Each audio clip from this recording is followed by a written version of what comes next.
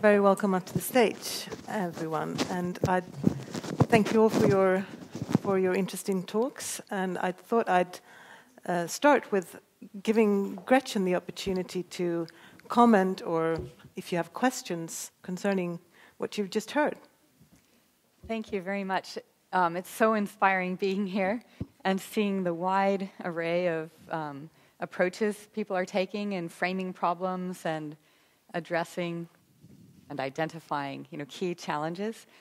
What I thought after Agneta kindly offered me the chance to start things off was that it would be really nice to open a dialogue with the audience and maybe ask for feedback in two particular arenas. One is, given the way people are connected to so many different kind of policy processes and efforts to move from sort of science or knowledge to action, to get suggestions on how this wonderful community of researchers can contribute more. What are some of the best opportunities now, or where would you recommend that we sort of focus, given the many challenges we face? And then the second thing I thought might be interesting to welcome feedback on is our communications. How do we build strategies for reaching a wide array of people in society in bringing visibility to not only these values, but also the many really successful local models for incorporating these values into decisions at different levels. So thinking from school kids on up to all types of decision makers at different levels. I just thought that might be a nice way to kick things off, but if you want to head in a different direction, go for it. But we'd love feedback. I know that's true of all of us. Yeah, great. Thanks a lot. Does anyone want to pick up that thread from Gretchen now? So please, you're more than welcome. Yes, maybe Maria here.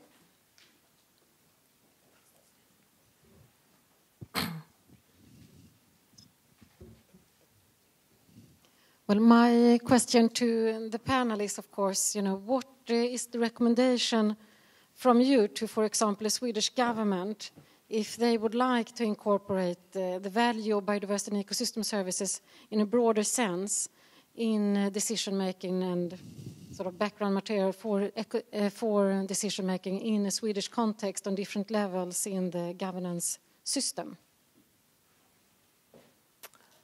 Yeah. Maybe. Maybe something that I think is really important to point out or so is maybe others would disagree, but I think that we really don't know how to do things well. I think one of the great things of ecosystem services is also a concern for scientists, is the concept has been far more successful than the sort of scientific basis for it. So it doesn't mean not to do ecosystem services, but I think this is generally true of all sustainability things, that we don't know the answer. So anyone who kind of wants the answer or says they have the answer is lying.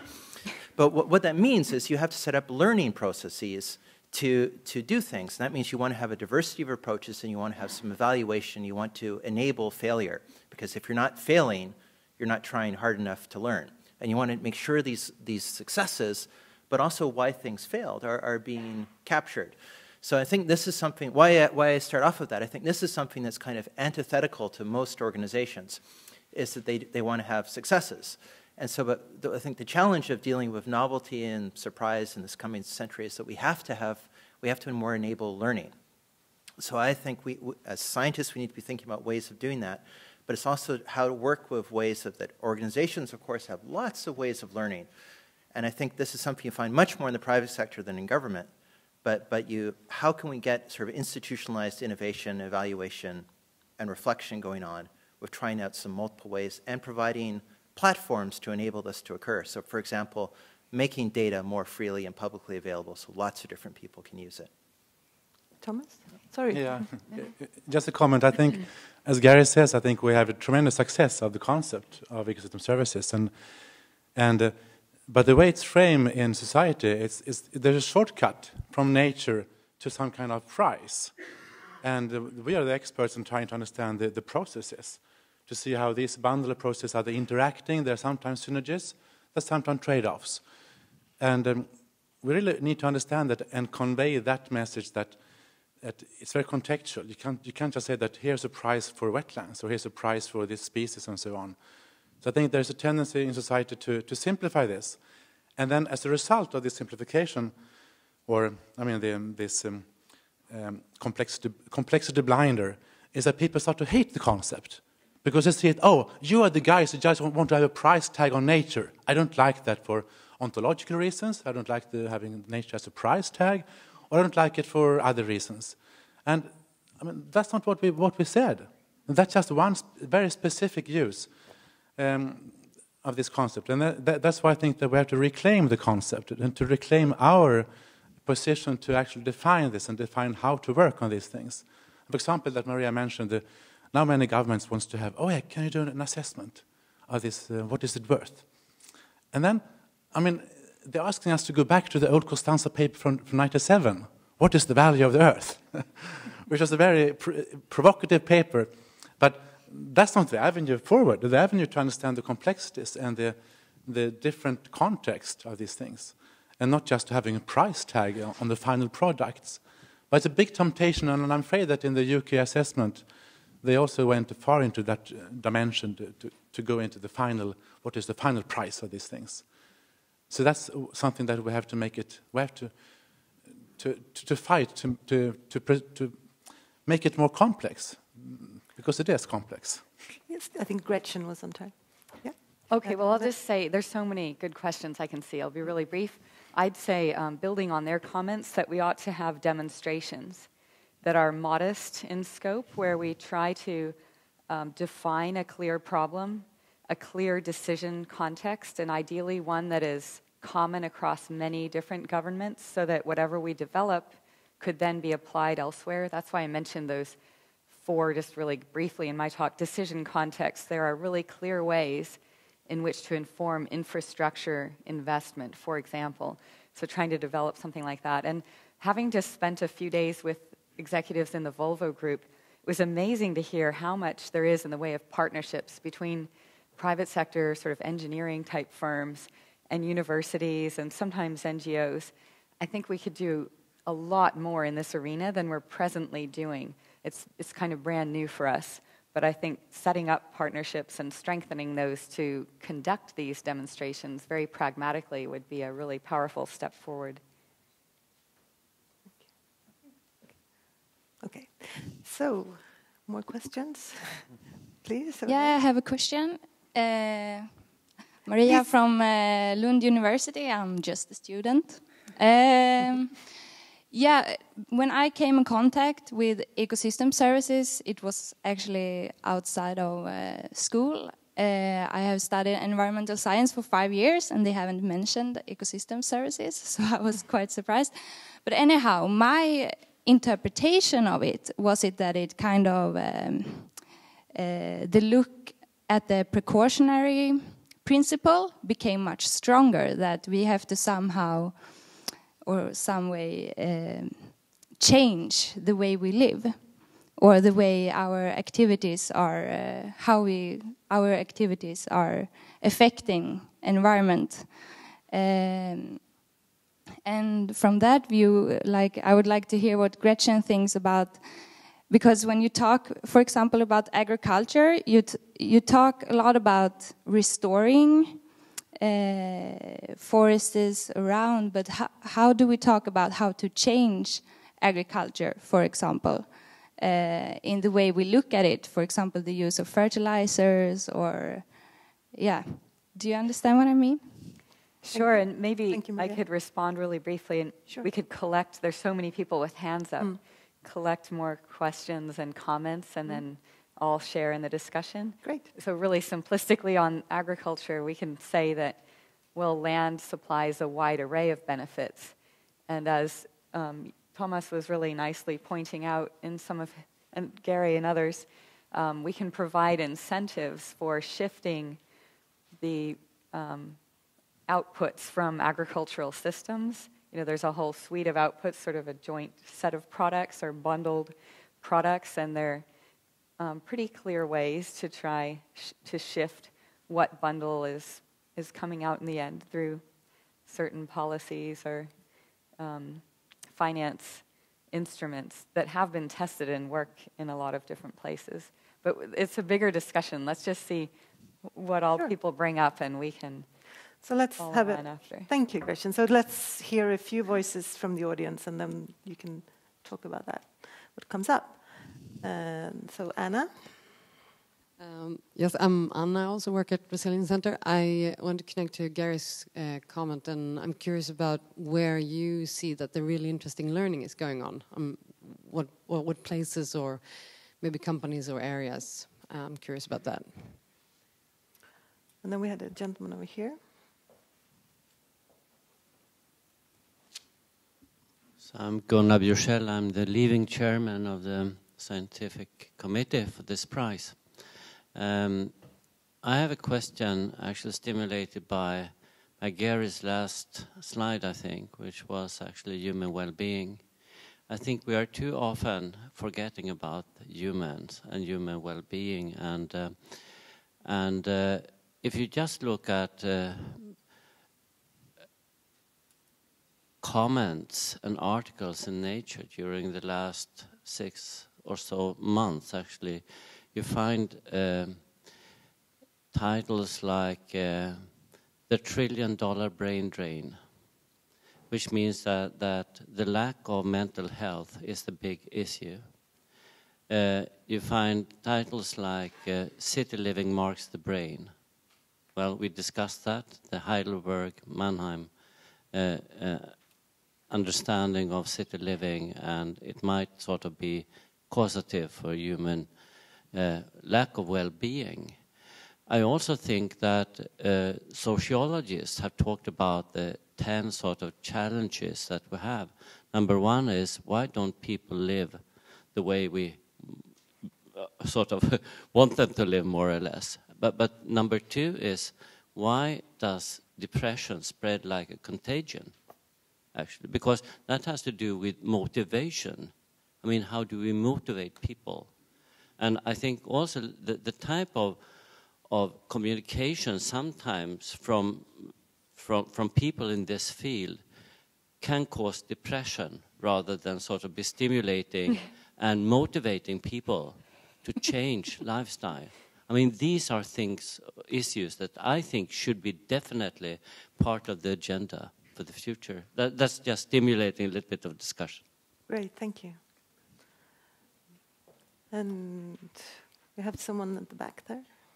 Sorry.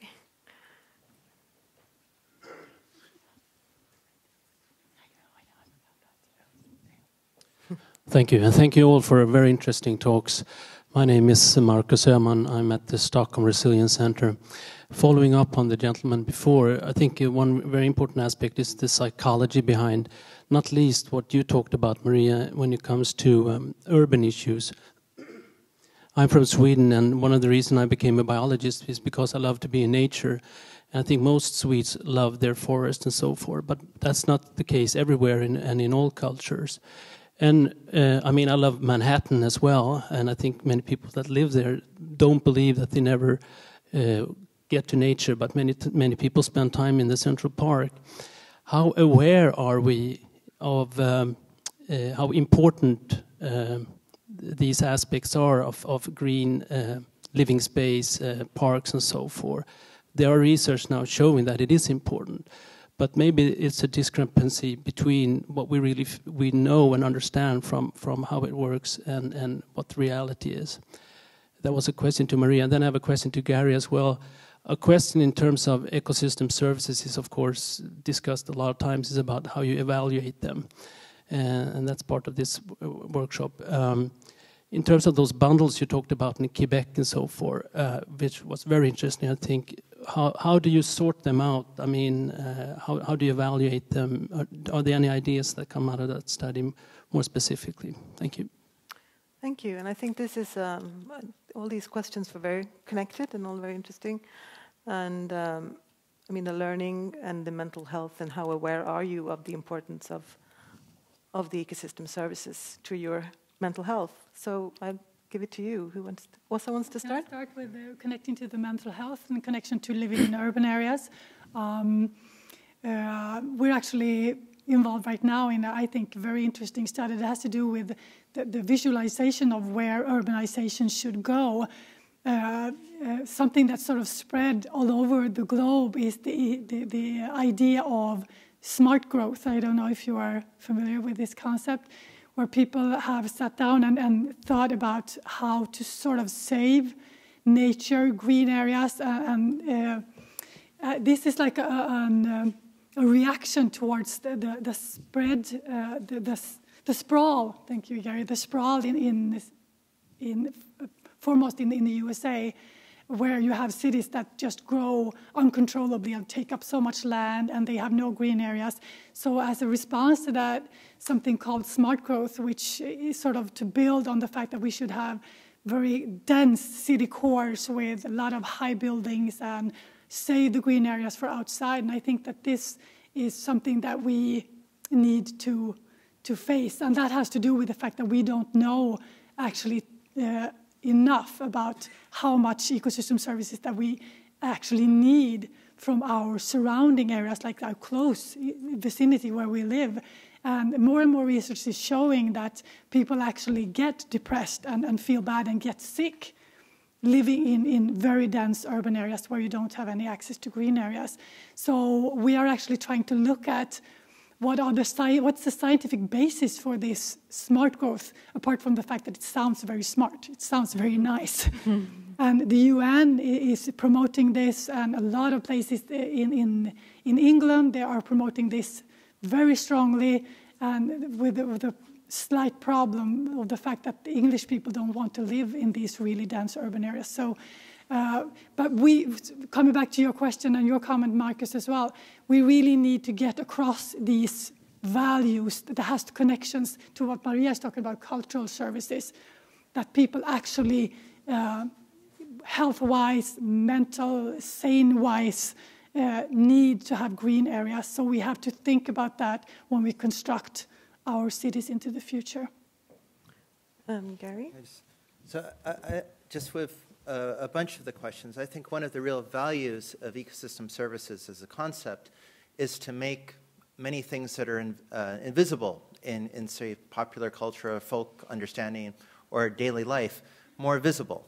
And so this doesn't require putting a dollar value on things. This can require just saying, like, do you know that beer requires much more water to produce it than the beer you drink? It's got this ecological footprint, or water, it contains virtual water. These are all kind of ways of sort of revealing hidden connections. And I think this is something that is also sort of in this sort of more positive solution-oriented sense, because it's not saying that people are ruining the world or something. It's saying that there's a whole bunch of stuff that we get from nature. And it's explicitly, what would we like to have in nature? And let's have a discussion about that. And I think one of the things I'm concerned about, maybe a bit more than Thomas, but I suspect maybe more than just he presented in his talks, I think we probably pretty much agree, is that the way, of course, this concept gets used is it gets used by the dominant political system and dominant institutions to replicate the dominant institutions. But it doesn't have to be that way. You can do things of, say, doing an ecosystem service assessment that says the way we do agriculture is really stupid. For example, where I work, the people are subsidized to pollute lakes, which produce way more benefit than the value of agriculture. To be economically sensible, you should just shut down all the agriculture and make it like very cute, and you get billions of dollars of benefits from the lakes and millions of dollars of benefits from the agriculture. And so that's kind of, it can enable transformation rather than just marginal change. A maybe more attractive one to people is a colleague of mine in British Columbia, working with First Nations, Aboriginal people there, the Haida Nation. And they're very much interested in a whole bunch of different forest values than the British Columbia government has historically been interested in, or forestry companies are interested in, because they like to make totem poles or these giant canoes. And to do that, they need certain types of trees. And so they're both interested in trying to map the forest for these trees, which require mapping things in a different way. But they're also interested in looking at what's been the value of the historical ecosystem services that have been extracted by forestry companies from their land, so they can negotiate with the Canadian government and maybe not literally get compensation, but at least improve their bargaining power over their kind of contribution to the economy of Canada, which is, in terms of present values, are billions of dollars with these big, huge trees which were extracted from their land. So I think what I was saying before is to sort of think, not to sort of lock in, I think it was Tom saying, lock in ecosystem service thinking is just this like payment for ecosystem services and valuing nature, because one of the problems is, well, what is value?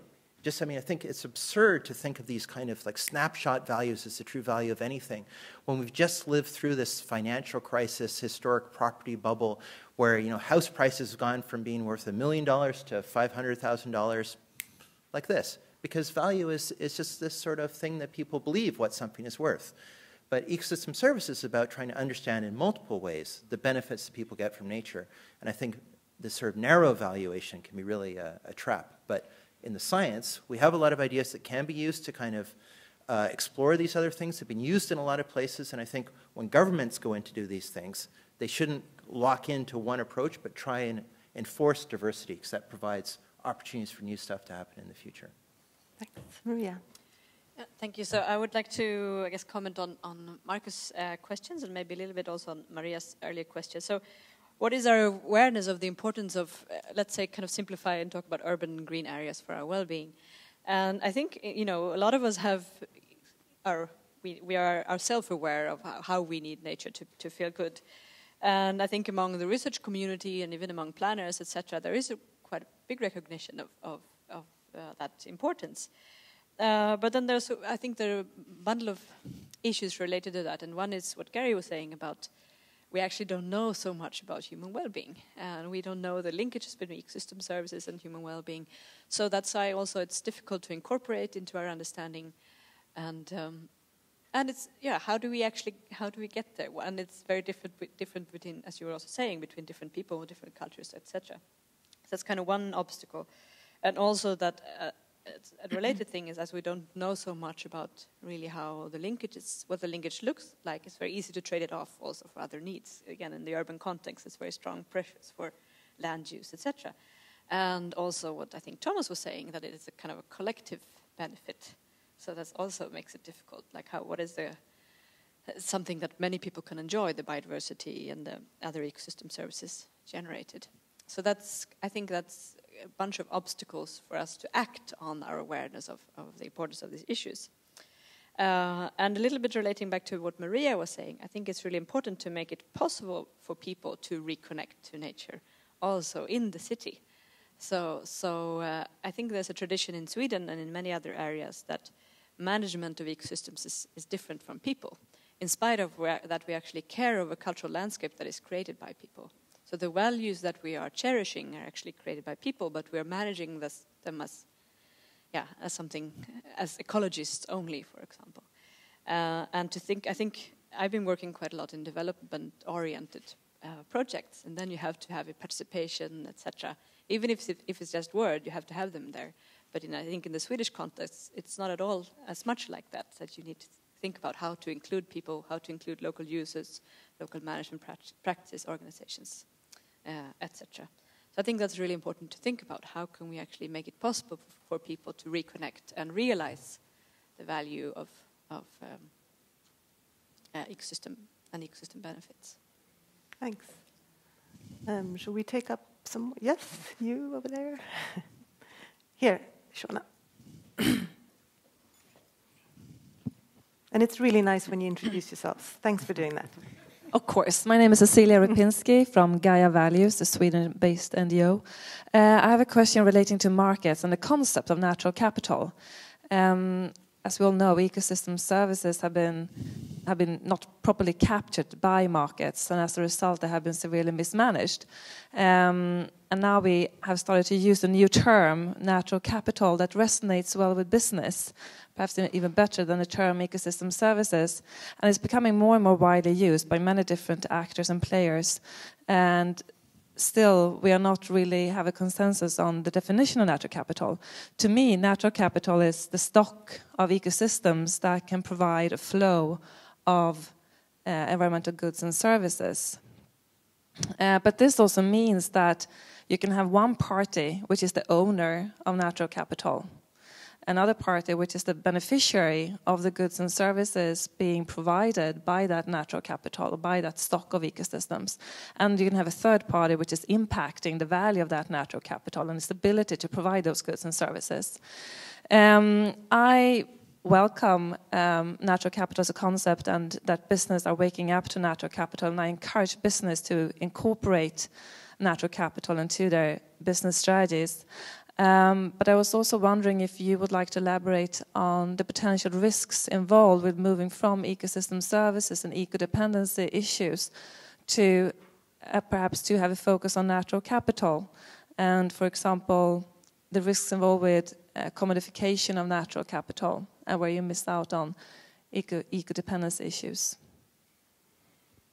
Thank you. Should we take this lady over there?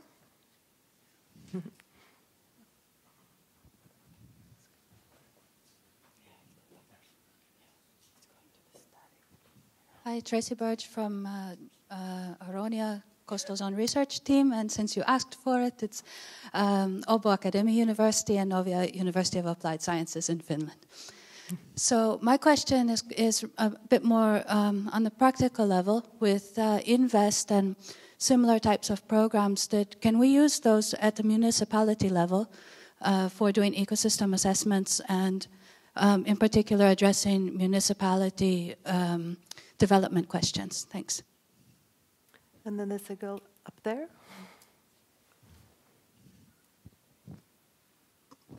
Hi, my name is Sibel Quiroz, and I'm a PhD student at Department of Systems Ecology and the Stockholm Resilience Center. And I had a question, I think it's for all of you. And I mean, there's been a lot of attention right now in the Swedish media, and I think worldwide, about the challenge of a growing world population and the fact that we will actually have to maybe feed about 9 billion people in already 2050. And as I have understood from the sort of public discussion, and I have seen in many seminars, there's been a lot of focus into this. How can we increase agricultural production worldwide in order to sort of fulfill this challenge? And I get a bit afraid that this also means a bit of a drawback in a more sort of wider perspective, that actually these things are connected, and we cannot only think about sort of production services, but we also have to acknowledge that they are connected and interdependent with other services. So I'm thinking a bit on this concept of like bundles of ecosystem services, and I think it's more important than ever to sort of be able to communicate it. And I wonder if you had any suggestion of how can we sort of be better in communicating this interdependence, and also if you think that it's actually possible to fulfill this challenge with the help of the concept of ecosystem services, and how can we use it? Thank you. I think, Gretchen, maybe you would like to start to answer the first two questions, perhaps. Okay, that's a challenge. I'll go to the one on INVEST first. There are a lot of ways in which to, at the municipality level, pose policy-relevant questions concerning the support from surrounding areas and sometimes the globe of an urban system, and to model, changes in supply under different scenarios and that kind of thing. And some of the best work actually is being done in China on that, and there's a special issue coming out soon in the Chinese Academy of Sciences main ecological journal. I think it's coming out in a couple of months. I need to write the preface for it, that's why I know, showing how to use these kinds of approaches in evaluating the sustainability of cities. And I guess in a broader sense, I'd say a lot of the questions relate to these huge challenges that are out there. And it's easy to get overwhelmed by the challenge and think, how in the world are we going to get from point A, where we are now, to really solving the problems sometime in a decade or more. And I think it's helpful to ask whether at an incremental level we're moving in a better direction or a worse direction. And if we are a little bit more modest, we always want to keep, obviously, the big picture in mind, but ask whether the incremental change is going to lead us into a better place. Then it's a little easier to identify what steps might be effective in getting there in the short run. But anyway, the short answer on the invest question is an absolute yes, and we welcome the chance to team up in any way on that. And yeah, Maybe, do you want to pick up on I can just say something about the natural capital. So I think actually natural capital is in the science community is a bit of an older concept than ecosystem services. And I would actually swap around. I think actually natural capital, in the way you explain it, is actually a really bad way of thinking about things in terms of business. One is sort of like I was talking about my talk. What is an ecosystem? And so if you own a bit of land, do you own an ecosystem? You know, like there's animals, there's rain falling on it that's evaporated from somewhere else, there's birds flying through it, there's wildlife moving through it. It's you can't really own all these things that are essential to have it maintained. And you can imagine what kind of nightmare you'd be living in if you would pay people to pollinate your fields and you pay for the evaporation somewhere else. You just know it's a complexity nightmare. But I think one of the ways that's really useful to think about things is actually more from business, is this idea of service systems, of the idea of co-production. So a lot in business today is about managing relationships with multiple groups. So say if your IBM has gone from making computers to this sort of service system concept, that they're sort of managing what they call an ecosystem, but it's really more a set of different groups. So they're wanting their customers to produce tools that other people can use. They fund open source software development. And so I think those kind of things, which are more about the co-production, is especially Maria and I talked about, but also relates to basically what everyone said, is that ecosystems occur because lots of people and lots of parts, living and non-living, of nature act together. And so I think these more kind of new business models are more about where you have a bit more permeable boundaries of your business are a much better way of thinking about it than in terms of like capital, that we have a big machine or something that does something. And because I think the values of those things are so fluid and difficult to assess anyway, it's not a very useful concept. So do you see a risk with a lot of focus on natural capital, which is now emerging? For example, natural capital accounting alongside financial and human capital. So there's a lot of focus on natural capital and the risks of commodification of it. Yeah, well, I think actually for doing green national accounts, that's actually a great thing to do. I was talking more from a business perspective, but a country perspective thing to say like, well, what do we have? And how can we assess that with the idea that not that it's true, but it's an estimate of what's going on, just as GDP doesn't tell you how well off everyone in your country is, but it gets you an idea of what's changed in your economy from one year to the other. So these things can become, what do I call them, fetishes or something, you know, but they're still useful to measure stuff. Yeah. So just to pick up on this a little bit, do you find that this concept of ecosystem services that you're working with, is it applicable in all levels of society, or is it certain levels that it's more useful than others? Just picking up on this. I can't tell if you're looking at him or me. No, Sorry. I was just looking at all of you. Okay. Trying to. I'd say that's where I think, as everybody's been discussing, there's so much we have yet to learn. And so we've tried to be strategic in all of these efforts that we're involved in identifying places where we can get a lot of traction in the near term and hit some home runs and build awareness of and confidence in the approaches and really hone them to different decision contexts that have widespread relevance. So the water funds case that I brought up, for example, people are often now asking, well, could we use this model that's developed in Latin America and that seems potentially really successful there, that we need to monitor how it unfolds, but could we apply that in Africa?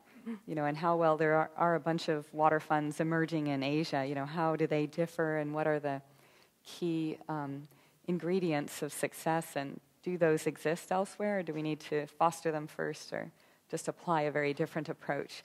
So it's a really good question, and I think a productive way of addressing it would be to engage in the real world of decisions in different ways, and then study in partnerships between, you know, governments or private sector actors in implementing these new demonstration projects, and then have the academics sort of studying how well things are going, and have the real-world actors just pressing and giving feedback. And I think we'll have the kind of learning that Garry is calling for a lot more efficiently and such, definitely with the diversity of such things going on. But we don't have the partnerships that we need so much. That's partly what the Natural Capital Project was about. And we need to formalize that a lot more the way in engineering or in medicine you just naturally have all these entities that are commercializing ideas and stuff like that. We don't really have that so much